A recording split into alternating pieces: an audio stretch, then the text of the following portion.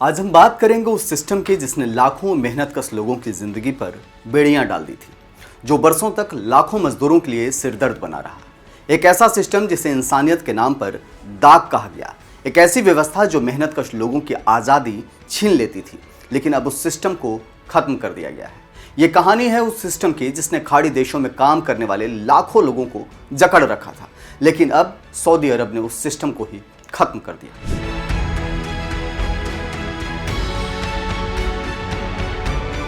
9 नवंबर 2024 की अमर उजाला की एक रिपोर्ट में अमेठी के जियाउद्दीन की दर्दनाक किस्सा छपा है। उनके पिता ने सोशल मीडिया पर वीडियो के जरिए तकरीबन बिलखते हुए गुहार लगाई थी कि उनके बेटे को बचा लिया जाए। वह सऊदी अरब में एक कफील के जाल में फंस गया है और वो न उसे खाना दे रहा है, न ही 2 महीने से वेतन ही दिया है। 15 जुलाई 2022 की न्यूज़ 18 की खबर के मुताबिक भदोही के रहने वाले राकेश को एग्रीमेंट खत्म होने के बाद भी कंपनी घर नहीं लौटने दे रही थी। वो वहाँ प्लम्बर का काम करते थे, लेकिन कड़ी मेहनत के बावजूद उन्हें सही पगार नहीं मिली। जिस कंपनी के लिए वह काम कर रहे थे, उसने उनके सारे डॉक्यूमेंट्स अपने पास जब्त कर लिए थे। जब वह अधिकारियों से मिलने जाते थे तो उन्हें समय नहीं दिया जाता था। उनके तकरीबन 3.5 लाख रुपए भी कंपनी ने दबा लिए। भारतीय विदेश मंत्रालय के हस्तक्षेप के बाद राकेश वापस तो आ गए, लेकिन सऊदी में जो उनके साथ हुआ वह उनके लिए जिंदगी भर का एक ट्रॉमा बन गया। ये कहानी है खाड़ी देशों में काम करने वाले उन मजदूरों की जो दिन रात पसीना बहाते थे, लेकिन फैसला करने का हक किसी और के पास था। सोचिए, अगर आपकी नौकरी, आपका पासपोर्ट और आपकी आज़ादी सब किसी और के हाथ में हो और आप विदेशी धरती पर हों तो क्या हो, आपके हालात कैसे होंगे। जियाउद्दीन और राकेश की कहानियां केवल 2 लोगों का दर्द नहीं है। ऐसे हज़ारों और लाखों लोग हैं जो गल्फ़ कंट्री नौकरी करने के लिए जाते हैं, पैसे की चाहत में जाते हैं, लेकिन उनकी ज़िंदगी किसी जहन्नुम से कम नहीं होती थी। लेकिन अब उन लाखों लोगों की ज़िंदगी जहन्नुम से वापस आने वाली है, क्योंकि अब वहाँ उनकी ज़िंदगी को जहन्नुम बनाने वाले सिस्टम को ख़त्म कर दिया गया है। इस सिस्टम का नाम था कफाला सिस्टम। एक ऐसी व्यवस्था जिसमें कामगार का सब कुछ उसके कफील यानी मालिक तय करता था। इस नई शुरुआत से उन लाखों कामगारों को फ़ायदा होगा जो आज़ादी और सम्मान के साथ जीना चाहते थे। ऐसे में सवाल है कि कफाला सिस्टम क्या है, खाड़ी देशों में कहां और कब से लागू था और क्यों इसे दुनिया भर में गुलामी का प्रतीक माना जा रहा था। आज हम इसी विषय पर विस्तार से बात करने वाले हैं। दुनिया के लोग इस कानून पर क्या सोचते हैं? अरब देशों के अलावा क्या कहीं और भी रोज़गार के ऐसे नियम चलते हैं कि प्रवासियों के वीज़ा पासपोर्ट रख लो और उन्हें अपने हिसाब से अपनी तय की गई सैलरी और वक्त पर काम कराओ? सब जानेंगे, लेकिन पहले तो ये जान लेते हैं कि कफाला सिस्टम क्या होता है। कफील का शाब्दिक अर्थ होता है जमानतदार, यानी गारंटी देने वाला, यानी एक ऐसा व्यक्ति जो संरक्षण देता है। परिवार के केस में पूरे परिवार का भरण पोषण करने वाला कफील कहलाता है। यह अरबी शब्द है और कुरान में अल्लाह के लिए इसका जिक्र अल कफील के तौर पर होता है, जिसका मतलब होता है कि जिम्मेदार या गारंटी देने वाला या भरोसेमंद व्यक्ति। कफील शब्द की जड़ अरबी में है।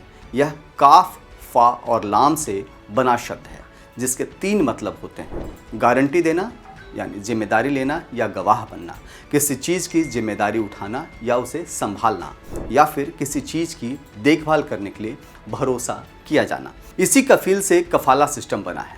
कफाला यानी प्रायोजक यानी स्पॉन्सर, आम भाषा में इसे स्पॉन्सर्स कह सकते हैं, यानी वो गारंटर जो आपकी देखभाल के लिए होता है। तकरीबन 50 साल यानी आधी सदी से कफाला शब्द खाड़ी देशों में लाखों विदेशी कामगारों की किस्मत से चिपका हुआ है। यह ऐसा सिस्टम है जिसके तहत खाड़ी देशों में विदेशी कामगारों की एंट्री होती है। ऐसे कामगार कफील के भरोसे होते हैं जो ये तय करते हैं कि कामगार अपनी नौकरी बदल सकते हैं या नहीं, देश छोड़ सकते हैं या नहीं, अपने खिलाफ होने वाले शोषण या दुर्व्यवहार के खिलाफ लड़ सकते हैं या नहीं। खाड़ी देशों में कफीलों के ऐसे ही कानूनी तंत्र को कफाला स्पॉन्सरशिप सिस्टम कहा गया। गल्फ कोऑपरेशन काउंसिल यानी जीसीसी के देशों Bahrain, Kuwait, Oman, Qatar, Saudi Arab और संयुक्त अरब अमीरात के अलावा जॉर्डन और लेबनान के लिए साल 1950 के आसपास इस व्यवस्था को इंट्रोड्यूस किया गया था। कफाला कानून के तहत विदेशी कर्मचारी पूरी तरह से अपने नियोक्ता यानी कफील पर निर्भर थे। उनकी कानूनी हालात भी कफीले से जुड़ी होती थी। कफील उनके देश में रहने के अधिकार, नौकरी बदलने या देश छोड़ने के फैसले पर भी पूरा कंट्रोल रखता था। उसकी मंजूरी के बिना प्रवासी मजदूर न तो अपनी कंपनी बदल सकते थे न देश छोड़ सकते थे, क्योंकि एग्जिट वीज़ा कंपनी ही दे सकती थी। इसके अलावा अगर उनके साथ बुरा बर्ताव होता था तो वह कानूनी मदद भी नहीं ले सकते थे। खाड़ी देशों ने इस सिस्टम को इसलिए बनाया था ताकि उनके सरकारी दफ्तरों का झंझट कम रहे और मजदूरों की निगरानी यानी प्राइवेट स्पॉन्सरशिप के जरिए की जा सके। लेकिन अब यह कानून जमीन पर उतरा तो इससे कंपनी और उसके मजदूरों के बीच ताकत में बड़ा असंतुलन पैदा कर दिया। कफील मजदूरों का पासपोर्ट जब्त कर सकते थे, उनका वेतन रोक सकते थे, उन्हें देश से निकालने की धमकी दे सकते थे और मजदूरों के पास इसके विरोध का कोई तरीका नहीं था। खाड़ी देशों ने शुरू में तो मिस्र और आसपास के इस अरब देशों से ही मजदूरों की भर्ती करना शुरू किया था, लेकिन बाद में उनका झुकाव गैर अरब खासकर दक्षिण एशिया के भारत, पाकिस्तान, बांग्लादेश, नेपाल जैसे देशों से आने वाले सस्ते मजदूरों की ओर हो गया और कारण सबका था केवल एक सस्ता मजदूर।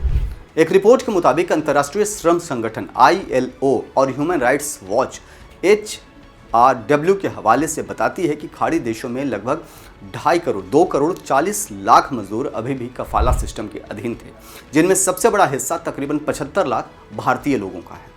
खाड़ी देशों के कफाला सिस्टम को दुनिया अच्छी नज़रों से नहीं देखती है। तमाम मानवाधिकार संगठनों के अलावा अंतर्राष्ट्रीय श्रम संगठन इसे आधुनिक गुलामी का प्रतीक मानता है। इस व्यवस्था ने मजदूरों से उनके बुनियादी अधिकार छीन लिए थे। ऐसे में दशकों से इस नियम की आलोचना होती थी।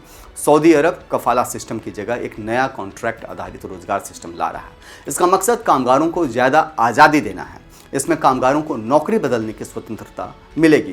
कामगार बिना अपने कफील की इजाज़त के नई नौकरी में जा सकेंगे। उन्हें देश छोड़ने के लिए अपने मालिक की सहमति ज़रूरी नहीं होगी। इसके अलावा कामगारों के लिए लेबर कोर्ट और दुर्व्यवहार की शिकायत दर्ज कराने के तरीके आसान किए जाएंगे। इससे कामगारों का शोषण कम होगा और सऊदी अरब के वैश्विक निवेशकों के बीच प्रतिष्ठा सुधरेगी। देखना दिलचस्प होगा कि इस नए सिस्टम से सऊदी अरब की इमेज के साथ साथ उन मजदूरों की जिंदगी पर क्या असर पड़ेगा जो कभी कफाला सिस्टम के शिकार थे। जनहित में आज इतना ही। मिलेंगे नए एपिसोड में नए मुद्दे के साथ। तब तक के लिए जय हिंद, जय भारत, नमस्कार।